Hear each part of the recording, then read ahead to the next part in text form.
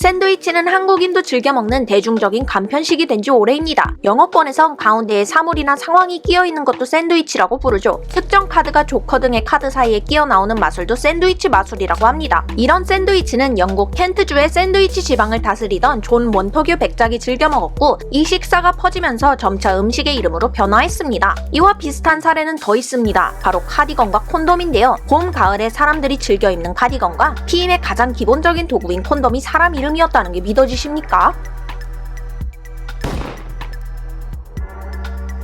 샌드위치의 유래는 샌드위치 백작이 만든 거 아닌가 정도까지는 잘 알려져 있는데 구체적인 이야기까지 아는 분은 드물 거라 생각합니다. 한국에는 19세기 말 외국에도 문호를 개방하면서 들여온 것으로 추정하고 있습니다. 샌드위치가의 4대 백작인 존 몬터규는 해군 장관으로도 활약했던 행정 능력이 뛰어난 인물이었으나 아주 부도덕한 인물로도 유명했다고 합니다. 왕의 측근인 자신의 위치를 이용해 권력을 남용하고 악행을 저지르는 건 아주 기본이었죠. 그는 평소엔 도박에 빠져 살았고 뇌물을 받고 공직을 파는 등 부패가 극심했습니다. 그러나 아이러니하게도 그가 후원했던 탐험가 제임스 쿡은 현재의 하와이 섬을 발견하고 샌드위치 아일랜드라는 이름을 짓기도 했다고 하네요. 그는 친구들과 카드게임을 하면서 끼니를 거르기 일쑤였다고 합니다. 식사를 마다하고 밤을 새며 도박을 하였는데 너무 배가 고팠던 하루는 하인에게 빵과 고기를 가져오게 해 얇은 빵 두 쪽 사이에 고기를 넣어 간편하게 먹었다고 합니다. 당시 귀족 사회에서는 격식을 차려 식사하는 게 당연했는데 그 뒤로도 몬터규는 식사 시간이 아까워 이렇게 간단하게 끼니를 때웠습니다.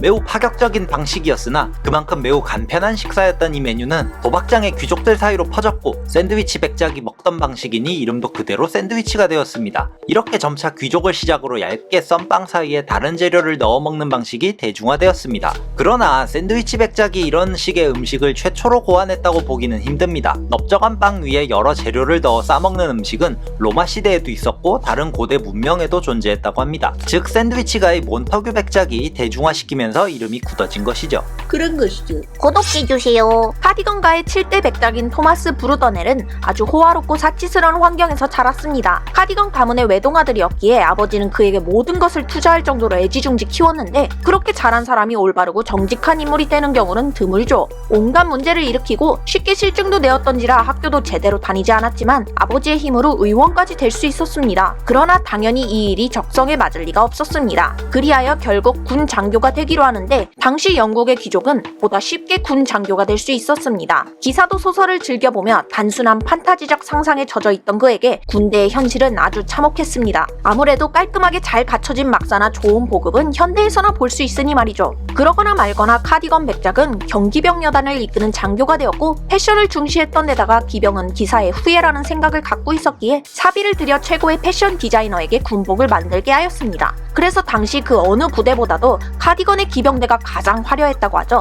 그러던 와중 1850년대에 그는 크림 전쟁이 한창인 흑해 지역으로 발령이 되었습니다. 우리가 아는 유명한 간호사인 나이팅게일이 활약했던 전쟁이기도 합니다. 크림 전쟁은 1854년 본격적으로 시작되었고 흑해 진출을 노리는 러시아에 맞서 오스만 제국, 영국, 프랑스가 연합해 싸웠습니다. 이미 말한 것처럼 카디건 백작은 유능한 장교가 아니었습니다. 그는 부상병과 시체가 나뒹구는 더러운 전쟁터가 싫어 사비로 구입한 호화 요트를 흑해에 띄워놓고 매일 잠시 병영을 들리는 정도로만 부하들을 관리했습니다. 그러다 갑작스럽게 떨어진 장군의 진격 명령으로 러시아군의 대포 진지를 공격하게 되었는데 기병으로 대포를 공격하는 건 자살이나 다름없었습니다. 이때 카디건에게 실제로 주어진 명령은 러시아군이 노획한 대포로 옮길 때 현장을 급습하는 경기병에게 아주 적합한 임무였으나 이것이 잘못 전달되어 다른 곳에 잘 수비되고 있던 포병 진지를 공격하러 간 것이죠. 당연히 별다른 소득은 없었고 카디건의 부대는 괴멸적인 피해를 입었으나 카디건은 운 좋게 살아와 얼떨결에 전쟁 영웅 취급도 받게 되었습니다. 여기서 우리가 입는 옷 카디건의 유래가 조금 갈립니다. 하나는 그가 입었던 쉽게 입고 벗을 수 있는 단추 달린 따뜻한 스웨터가 국민들의 환호와 함께 대대적으로 퍼졌고 장사꾼들도 돈벌이를 위해 비슷하게 생긴 옷을 마구 찍어내 팔았다는 설입니다. 다른 하나는 카디건이 혹독한 크림반도의 날씨에 병사들이 치료를 받으며 쉽게 옷을 벗을 수 있고 또한 보온성도 뛰어나도록 두터운 스웨터를 입혔는데 크림 전쟁 이후 이를 입은 병사들이 귀환하며 세상으로 퍼졌다는 썰입니다. 그러나 워낙 무능했던 카디건 백작이 병사를 위해 이런 옷을 고안했다고 보기가 어려울 뿐더러 정작 전쟁에 참여했던 카디건의 병사는 그런 따뜻한 옷을 받아본 적도 없고 카디건의 얼굴조차도 잘 몰랐다고 하니 아마 추후에 카디건의 패션을 묻는 누군가의 질문에 그가 적당한 핑곗거리를 지어낸 게 아닌가 싶기도 합니다.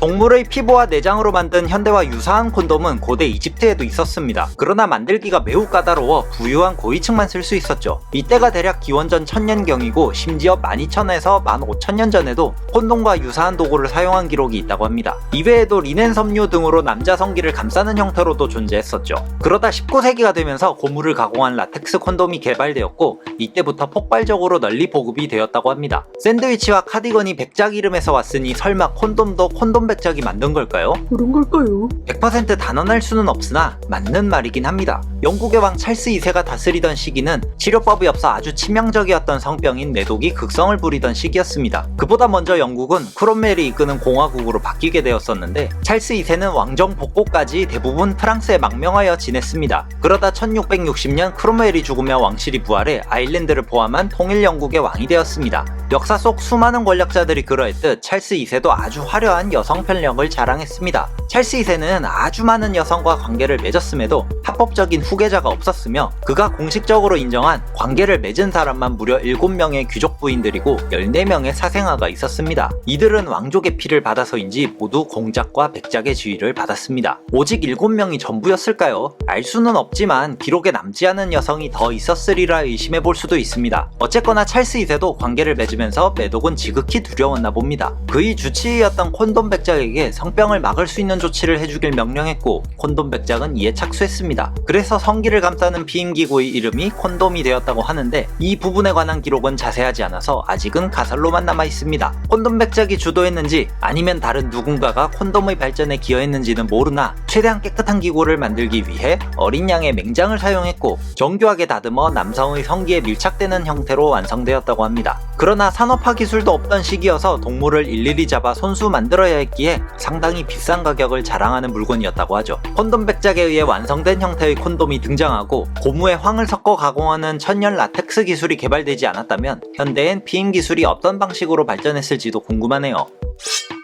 여기까지 재미있는 3명의 백작 이야기를 살펴봤습니다. 이렇게 사람 이름이 물건의 이름으로 변화하기도 했으나 2차 세계대전에서 너무나 과한 물량으로 미군을 질리게 만들어 탄생한 스팸이란 단어나 어디에 소속되지 않고 자유롭게 활동하던 용병을 가리키는 프리랜서 같은 단어도 그 등장 배경을 살펴보면 참 재미있는 것들이 많습니다. 다음엔 이런 단어의 배경도 한번 살펴보는 기회를 만들어 보겠습니다. 그리고 그 대본은 블리니가 쓸 겁니다. 물린이 갔어요. 어디 갔는데요? 이제 없어요. 옆에 있잖아요. 제가 해치웠어요. 당신은 누굽니까? 저는 뚱인데요. 다음 주까지 써와. 뚱인데요. 저는 뚱인데요.